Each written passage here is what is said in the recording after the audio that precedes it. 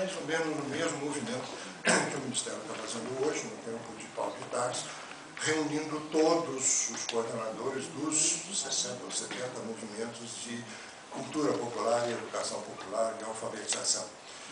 Essa documentação, essa documentação, na verdade, ela foi reunida um pouco mais tarde. A gente guardou nesse período, mas ela foi reunida e trabalhada mais tarde. O livro que vocês receberam ontem foi produto de uma documentação que estava organizada por mim em 83, como eu vou falar, e ficou 25 anos guardada no meu armário, religiosamente. Aí o Leôncio chegou em casa e descobriu e sugeriu ao Timóteo, que o Timóteo estava secado, de virar livro. O segundo período, que acho também importante, em termos de vinculação profissional minha, quando eu era contratado pelo INCRA, as experiências de capacitação de assentados em projeto do INCRA e a definição de uma nova metodologia de organização desses projetos.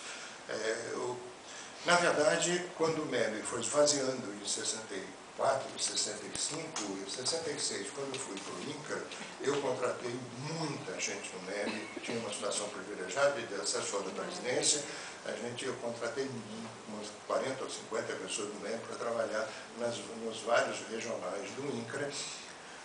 Sabe, quem não fugia do país precisava trabalhar em algum lugar. O INCRA era um lugar que nos permitia contato direto com parceiros nos projetos de colonização e de reforma agrária.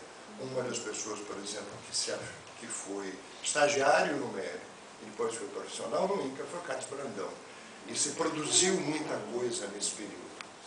Houve um reconhecimento, inclusive de América Latina, de nova metodologia de assentamento. Obviamente, em 71, 72, depois do AI-5, a gente ficou na corda bamba e, de repente, todos nós fomos, não nos decapitaram, cortaram os pés e a gente caiu de uma vez só, o grupo inteiro.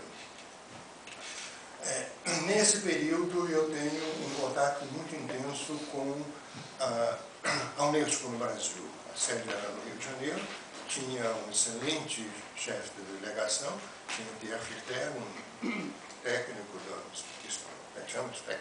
expert da Unesco, que ficou amigo, que produziu muito no Brasil, e esse período é um período que a gente começa a criticar as campanhas e começa a trabalhar a perspectiva de alfabetização funcional, com experiências de produção de material didático nesses projetos de Caxangá e Quatis, em Pernambuco, Rio Tinto, na Paraíba, que é generalizado depois com um financiamento maior na ANCARP, Associação de Crédito e Licença Rural de Pernambuco, também com amigos nossos, não diretamente do INCRA, mas amigos nossos. Essa documentação ficou guardada comigo também desde esse período, porque mesmo a ANCARP não sendo nenhuma instituição com problema político, a experiência não durou mais do que um ano, mas foi uma experiência grande e intensa.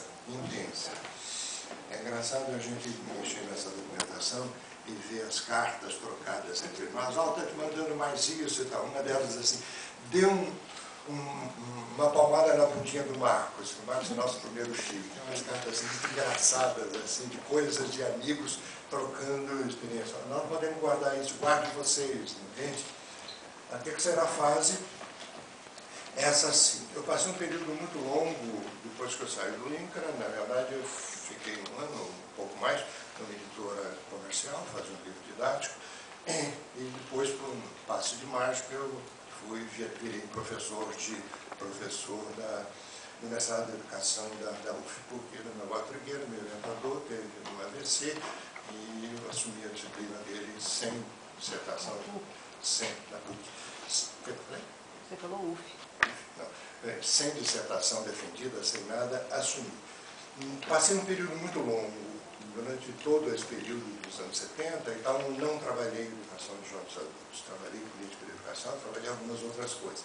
Essa é a fase que eu começo, efetivamente, a obter mais material e organizar os novos materiais obtidos com vista à produção de duas teses de doutorado. A minha do Luiz Eduardo Vanderlei, a minha na PUC São Paulo, Luiz Eduardo Vanderlei na USP, e duas dissertações de mestrado. Peixoto, pegando a experiência de Goiás, e de Maria Conceição Raposo, pegando a experiência do MEB do Maranhão. Nesse período também, quando começa a troca minha com o Celso, a gente brincava, estava trocando figurinhas difíceis, documentação que eu tinha, que ele não tinha, e vice-versa.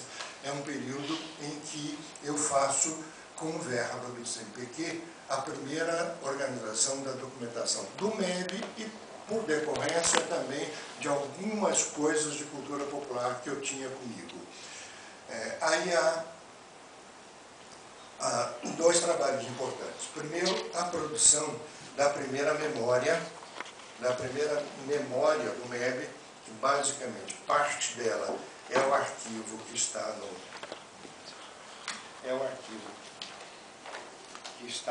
no PROERES. Papéis.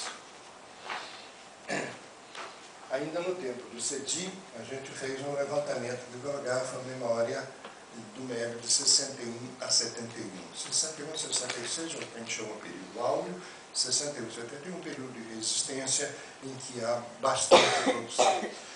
Para o período de 66, 7 até 71, foi um verdadeiro projeto de pesquisa. A gente chamou as pessoas que trabalhavam, a documentação tinha sido roubada do MEB, o MEB foi transferido para Brasília, uma freira que era coordenadora comprou uma máquina como é que a gente fala?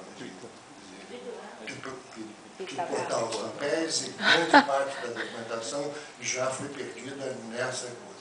Muita coisa foi roubada. As pessoas que trabalhavam no MEB simplesmente tiravam e levavam para casa. E depositaram parte no CEDI e parte no NOVA, que era uma agência forte também. A gente reuniu essa documentação e tentou recuperá-la e organizá-la.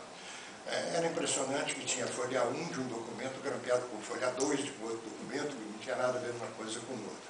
Essa documentação do período 61 a 66 é a documentação que está no PROERES com a organização que eu dei nesse período. A de 67 e de 71, que foi jamais trabalhada com o CEDI, ficou no CEDI durante 10 anos e foi doada ao Centro de Documentação de Igreja da PUC de São Paulo. A última vez que estive lá, estava em caixas soltas no chão, sem organização nenhuma, tudo misturado, e eu acho que é difícil eles conseguirem organizar sem ter o trabalho que eu tive de chamar as pessoas, de descrever o projeto que se vinculava, que mudou muito, o MEB nesses dois períodos mudou muito. Desse período também é o grande período da descoberta de alguns documentos. Eu e o Carlos Brandão fomos a Mossoró, qualquer de filosofia da educação, com a intenção de entrevistar antigos monitores de angicos, antigos líderes sindicais e algumas coisas do MEB, tal. Não conseguimos, por uma série de razões, não conseguimos, mas Carlos, daquele jeito que muitos de vocês conhecem, diz assim: merda, a gente não conseguiu nada. Mas é o seguinte, quando você parar em Recife, vê se você consegue alguma ideia para a gente fazer um livro sobre isso. Na Cúria, nos porões da Cúria do Recife, no subsolo, tinha um grande caixote. Pense hoje um caixote de uma televisão, não televisão fininha, não, de LCD, uma televisão antiga, que era um caixote mimeógrafo, com a documentação do MEB Pernambuco, que era extremamente bem organizado e que se relacionava com os outros MEB e com os outros movimentos. Esse caixote tinha pegado fogo. Claro, botaram água para apagar o fogo. O Dom Lamartine, que era o bispo auxiliar, meu amigo, botou duas freirinhas que tirou os papéis, cortou os papéis, queimadas, beiradas de papéis, e eu fiz um trato com ele, organizar essa documentação do MEB Recife, caixa de arquivos, e ele me dava em xerox tudo o que eu precisasse. No fundo desse caixote tinha 4 pastas que as freirinhas não tiveram coragem de mexer. Quebramos o caixote e tiramos as 4 pastas. É uma documentação absolutamente inédita, que tinha sido muito pouco feita e que provavelmente é única até hoje. Eu trouxe para vocês para mostrar como é que eu consegui, por exemplo, o plano de ação do MCP de 1963 num fundo de caixote. Esta é uma primeira folha e esta é a segunda folha. Obviamente que eu sou suficientemente perfeccionista para ir a IBM conseguir uma máquina igualzinha e recuperar um documento assim, folha por folha. Curiosamente, houve um segundo documento que